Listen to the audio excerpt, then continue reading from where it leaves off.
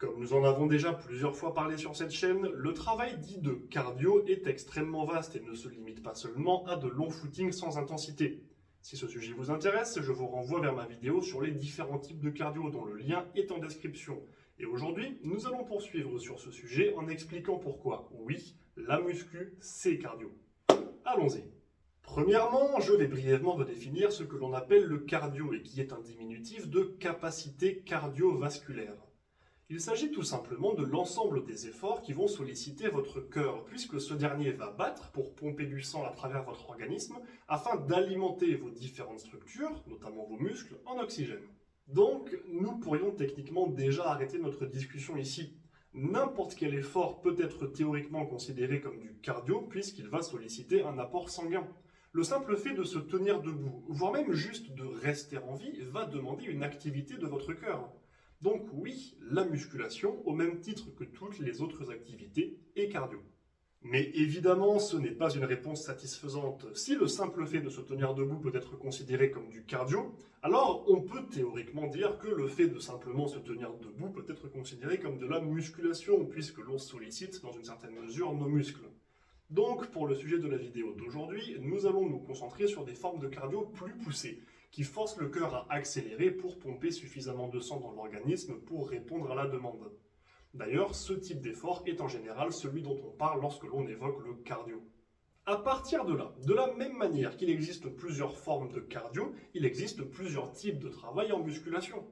Une série de 3 répétitions très lourdes, une série de 10 répétitions un peu plus légères, une série de 25 répétitions très légères, des temps de récupération plus ou moins longs, des mouvements plus ou moins rapides ou explosifs. Donc, de la même manière qu'un effort intermittent 30-30 et un marathon ne représentent pas les mêmes efforts, bien qu'ils soient tous les deux considérés comme du cardio, un travail dit de force ne représentera pas le même effort qu'un travail dit d'endurance musculaire, bien que les deux soient considérés comme de la musculation. Et cette musculation porte bien son nom, puisque peu importe le type d'effort, vos muscles seront largement mis à contribution. Et pour qu'ils fonctionnent correctement, le cœur va devoir leur envoyer du sang qui contient de l'oxygène. Et cette quantité totale de sang va être définie par la quantité donnée par chaque battement multipliée par la fréquence, le nombre de battements dans un laps de temps donné, en général 1 minute. Si vous avez un effort très lourd, alors vos muscles vont énormément être sollicités et auront besoin d'un gros apport sanguin, donc votre cœur va devoir suivre. Si vous avez un effort plus modéré mais plus long, par exemple une série de 20, 25 ou 30 répétitions, alors la quantité de sang nécessaire pour chaque effort sera moindre, mais elle devra se prolonger dans la durée, et donc votre cœur devra s'investir pour continuer à approvisionner vos muscles. Et si cet effort, quel qu'il soit, atteint un certain niveau d'intensité, alors le cœur devra battre de plus en plus vite pour continuer à pomper suffisamment de sang. Le cœur étant un muscle, il se contracte en battant, donc le faire battre de plus en plus vite, de plus en plus longtemps, cela le renforce. Un travail cardiovasculaire. Et pour aborder un autre aspect de ce sujet, parlons des sports de force, notamment du strongman. Les pratiquants de sports de force sont souvent moqués par rapport au fait qu'ils n'auraient pas de cardio et que le fait de courir un marathon serait un enfer pour eux. Alors il est vrai que ces athlètes sont souvent plus habitués aux efforts courts et intenses et que par conséquent des efforts prolongés pourraient pécher. Mais cela veut simplement dire qu'ils sont plus à l'aise sur une certaine forme de cardio que sur une autre. Et croyez-le ou non, mais le strongman par exemple développe d'énormes capacités cardiovasculaires chez ses pratiquants. Déjà, les profils sont souvent de gros, voire très gros gabarits. Donc certes, cela rajoute des difficultés pour devenir de grands coureurs de longue distance, mais cela signifie également que leur cœur pompe en permanence de grandes quantités de sang puisqu'ils ont en général beaucoup de muscles.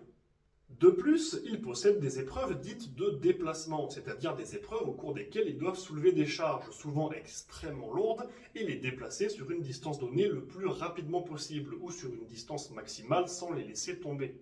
Et essayer de sprinter en soulevant un objet encombrant, pouvant facilement peser plus de 100 voire 150 kg, ça met le cœur à rude épreuve.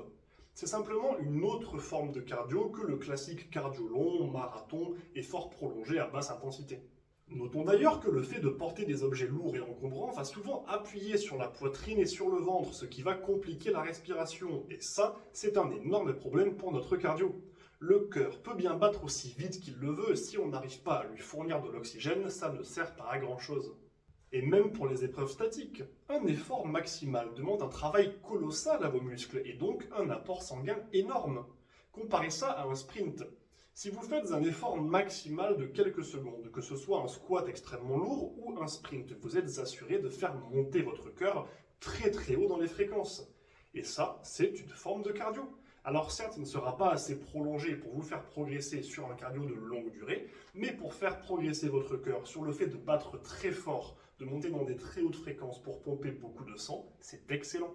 Et toujours concernant les soulevés lourds, les athlètes de force, pour se protéger et soulever aussi lourd que possible, utilisent souvent une technique que l'on appelle le bracing, c'est-à-dire le fait de se remplir d'air et de créer énormément de pression pour être le plus solide possible. Et vous imaginez bien que réaliser un effort maximal, sans respirer, et en contractant tous ses muscles, ce qui augmente encore la demande en oxygène, cela représente un effort cardiovasculaire titanesque. D'ailleurs, si le sujet du bracing vous intéresse, je vous renvoie vers la vidéo que j'ai fait sur le sujet, dont le lien est en description. Je conclurai cette vidéo avec le fait que le travail de cardio, au-delà de vous rendre plus endurant, peut aussi, lorsque réalisé d'une certaine manière, améliorer vos capacités de récupération sur le long terme, ce qui pousse les athlètes de force à le pratiquer. Donc oui, la muscu, la force et n'importe quel autre type d'effort, lorsqu'il est suffisamment prononcé, ça devient cardio. Et j'espère avoir réussi à vous faire comprendre pourquoi à travers cette vidéo. J'espère que vous avez apprécié ce contenu et qu'il vous sera utile. Si vous avez des questions, suggestions ou autres, n'hésitez pas à passer par les commentaires ou à me joindre directement sur mes réseaux sociaux, dont les liens sont en description avec les liens des vidéos que j'ai abordées aujourd'hui. Sur ce, bon entraînement et n'oubliez pas, rendez-vous fiers.